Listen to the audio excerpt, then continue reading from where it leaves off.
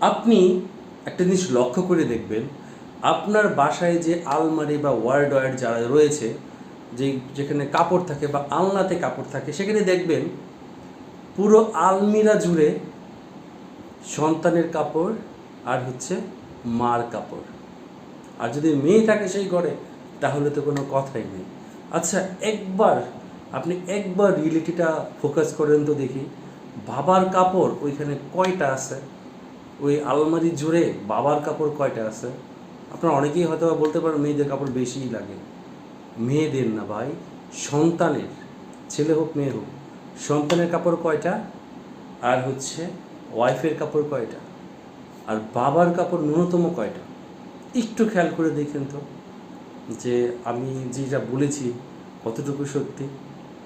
তারপরও কেন জানি বাবারা অনেক বেশি পিছিয়ে।